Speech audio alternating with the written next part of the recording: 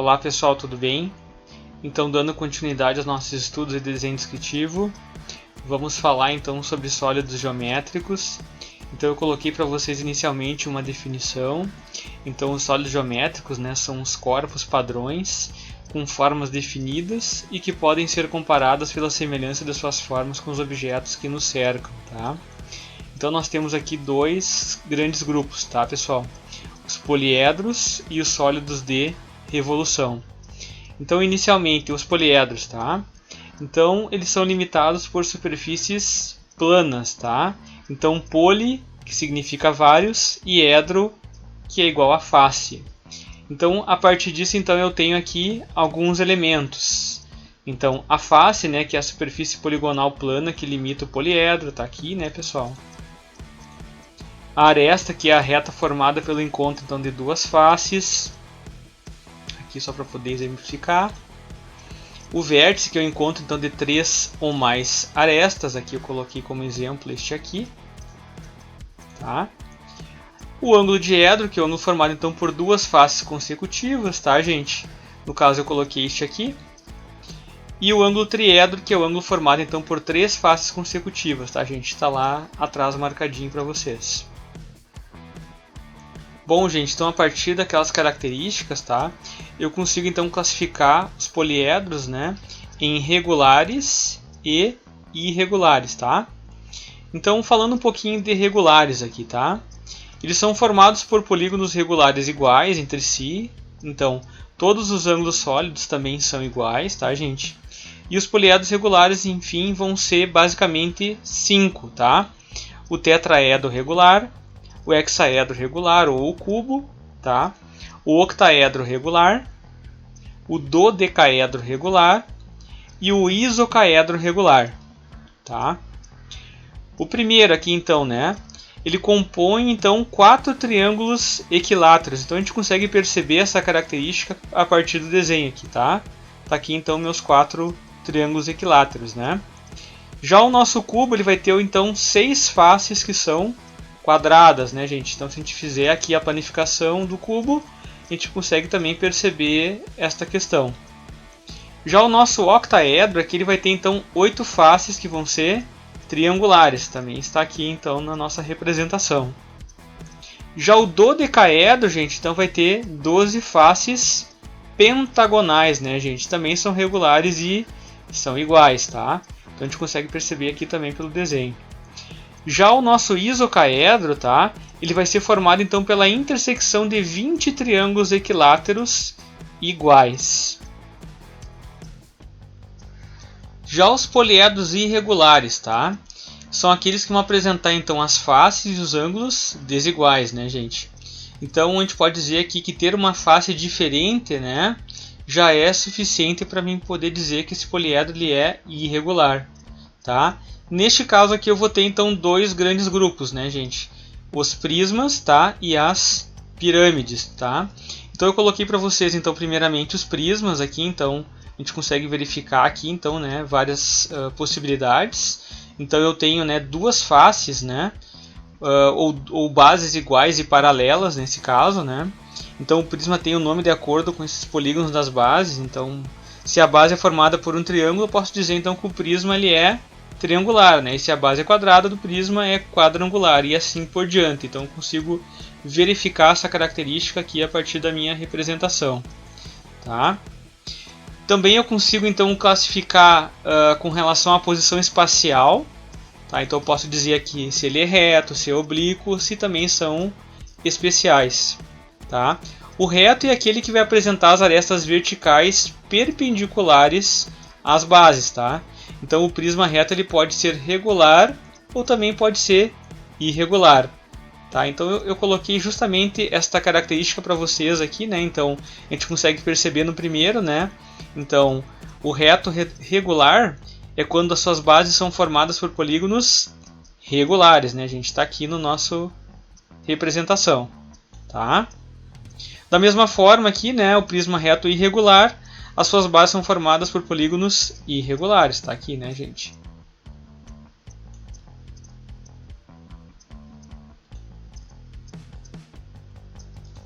Já o prisma oblíquo ele possui as arestas oblíquas ao plano das bases, então tá tranquilo, né? Eu consigo também verificar isso aqui pelo meu exemplo, tá, gente? Depois dos prismas especiais, nós temos então, no caso, inicialmente o paralelepípedo, tá? Então ele é todo prisma reto e regular, então as faces e as bases são os paralelogramos aqui, né? Então qualquer face do sólido pode ser tomada como uma base, tá? Tenho também o romboedro, né, que é aquele paralelepípedo oblíquo, então as faces e as bases são iguais, e ele tem essa forma aqui que vai lembrar então o meu losango, tá, gente? Para fechar aqui, então, nós temos as pirâmides. Então a pirâmide é aquele sólido geométrico formado por bases poligonais, e as faces são triângulos que vão convergir para um determinado ponto aqui que vai ser o vértice da pirâmide, né? Então a pirâmide vai levar o nome basicamente desse polígono da base, tá? Então se o polígono da base é um triângulo, então a pirâmide é triangular. Se o polígono da base for um hexágono, então a pirâmide é hexagonal, tá? E no caso também ela pode ser aqui, ó, reta ou oblíqua, né, gente? Então a reta quando apresenta o eixo na posição vertical, perpendicular no caso a minha base, então tá aqui no primeiro desenho, e vai ser a pirâmide oblíqua, né, quando a perpendicular baixada do vértice comum não cair no centro da base, tá? Então nesse caso a pirâmide deixa de ser regular, né, mesmo sendo o polígono da base regular. Então a gente consegue perceber também essa característica aqui no segundo desenho. Então o polígono da base de uma pirâmide pode ter qualquer um delas também, tá, gente? E depois eu fui colocando para vocês aqui, então, justamente esses exemplos. Então, primeiramente, né, a pirâmide reta de base triangular, ela é formada por uma base triangular e 3 triângulos isósceles, tá, gente? Então as arestas aqui são os lados do triângulo que vão formar essa pirâmide. Então a gente consegue perceber também aqui pelo desenho, tá? Depois aqui eu coloquei para vocês então a pirâmide reta de base quadrangular, né? Então ela é formada pelo quadrado de base, né, e 4 triângulos isósceles. Está aqui então a minha planificação. A pirâmide de base hexagonal, então ela é formada pelo hexágono da base e também 6 triângulos isósceles, tá? Está aqui a minha representação. E por fim, então, o que é a pirâmide truncada, tá, gente? Então, o truncado aqui vai se referir quando eu tiver, então, um corte, tá? Ou uma secção. Então, por isso eu vou ter um determinado plano secante aqui, né? Que ele pode ser, então, tanto paralelo à minha base, quanto oblíquo a essa base, tá? Então, eu coloquei justamente aqui para vocês as duas possibilidades, tá? Então, aqui o A, né? O plano paralelo à base. E aqui no B, né? O plano oblíquo à minha base.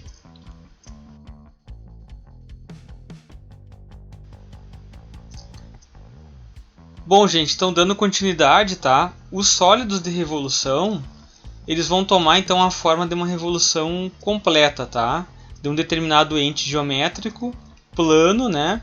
E aí ele pode variar, pode ser um triângulo, pode ser um retângulo, ou pode ser até um semicírculo, tá? Sempre em torno aí de um eixo. Então eu coloquei para vocês aqui os principais, tá, gente? Então um cilindro, então ele é gerado por um retângulo, né? O cone, que é gerado por um triângulo, a esfera gerada por um semicírculo, tá? E a elipsoide, que vai ser gerado justamente por uma semi-elipse, tá? Então a gente consegue perceber essas características basicamente quando a gente vai trabalhar, por exemplo, com algum software em 3D, tá? Pode ser o SketchUp, o AutoCAD, enfim, o Revit, né? Qualquer um aí. Então a gente precisa inicialmente, né, tentar enxergar, enfim, né, qual que vai ser então esse ente geométrico inicial aí para que vai me permitir então eu gerar esse sólido de revolução, tá? Então eu coloquei depois para vocês aqui um pouquinho sobre cada um, tá? Então inicialmente o cilindro, então ele é o sólido geométrico gerado pela rotação então de um retângulo em torno de um dos seus lados, então conforme eu estava falando antes, né, gente? Então a gente consegue perceber essa característica aqui, tá? Tá aqui no meu desenho, né? Aí eu tenho alguns elementos desse cilindro, tá, gente? O eixo, no caso, XY, tá, gente? O retângulo ABCD aqui que vai girar em torno do eixo, tá? XY do lado BD aqui no caso, né? As bases circulares, né, que vão ser a inferior e a superior, tá aqui no nosso desenho, tá? A altura do cilindro, tá? O diâmetro, a superfície lateral, tá? E também o AB e o CD, né, que basicamente aqui vão ser o meu raio do cilindro, tá, gente?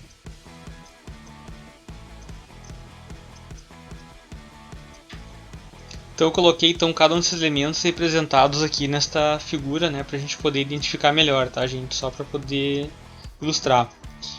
Se o cilindro for oblíquo, né, então o eixo aqui ele vai ser oblíquo aos planos da base, tá? Só isso que vai mudar, né, gente? Então tá aqui na minha representação.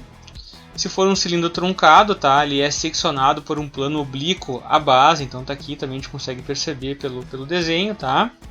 E aqui eu já entro então no meu segundo tipo, que seria então o cone, tá?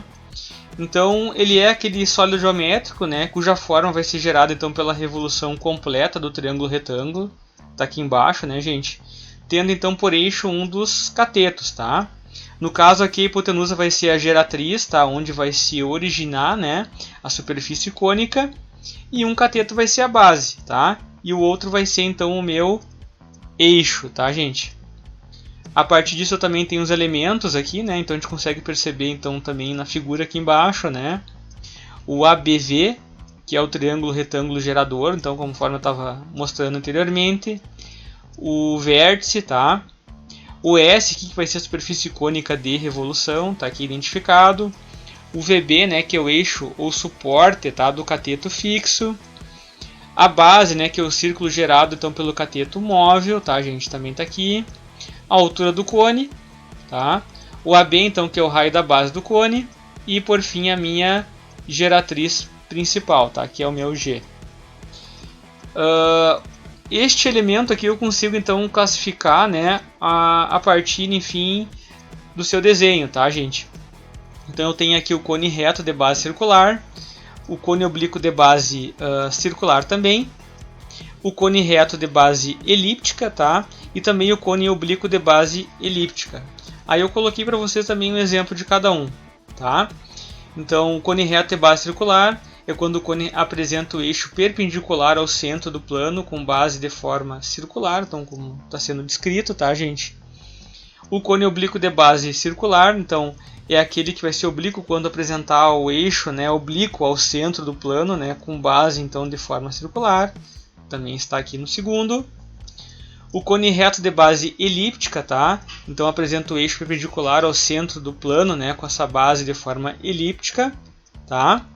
E o cone oblíquo de base elíptica quando apresentar o eixo oblíquo ao centro do plano com base de forma elíptica também, tá? Então, esses são os 4 tipos aí de cones que eu possuo, tá? Da mesma forma, também posso fazer o truncamento do cone aqui, né? Tá? Então, no caso, eu tenho 2 posições diferentes, tá? Só corrijam aqui para mim. O plano paralelo à base, então a seção resultante será um círculo, tá aqui, gente, tá? E o plano oblíquo à base, né? A seção será então uma elipse, tá? Fechando aqui eu tenho então a esfera, né, pessoal, que é aquele sólido geométrico que vai ser gerado então pela rotação desse semicírculo, tá? Em torno do seu diâmetro, tá? Ou ainda posso dizer, né, é o sólido limitado pela superfície esférica de revolução, tá? Então, basicamente, eu posso dizer aqui, né, que essa superfície esférica de revolução é aquela que é gerada então por uma semicircunferência, tá? Então, tá aqui, né? Então, uma esfera não possui arestas, vértices ou superfície plana, tá? A gente consegue perceber essas características. E aqui, então, eu tenho os elementos, né? O O, que é o centro da esfera, tá? O X, a Y, aqui, que é o semicírculo gerador, no caso, né, que eu só ilustrei para vocês. O D, que é o diâmetro, e o R, que é o raio da esfera. Tá aqui, né, pessoal? Então, por fim, ainda tem um elipsoide. Então, ela é gerada pela rotação de uma semi-elipse em torno de um dos seus eixos. Tá aqui, né, gente? Então, a gente consegue perceber também esta característica aqui a partir da minha representação. Bom, gente, então... basicamente essa etapa aqui, né, que são os sólidos geométricos, então tanto os poliedros quanto os sólidos de revolução, né, vão ser bastante úteis aí para vocês aplicarem dentro dos projetos. A minha ideia então a partir disso é que a gente possa fazer um exercício trabalhando então com os paper toys, tá? Depois mais adiante eu vou explicar para vocês, onde a gente possa então escolher então algumas possibilidades aí de poliedros, principalmente, tá? E aí construir, enfim, né, algumas figuras, tá? Onde vocês têm então essa aplicação mais prática, enfim, dos nossos conceitos aí, tá? Para ilustrar, pessoal, então eu finalizo trazendo então alguns exemplos de Paper Toys, tá, que a turma anterior desenvolveu, então tentando aplicar então esses conceitos aí.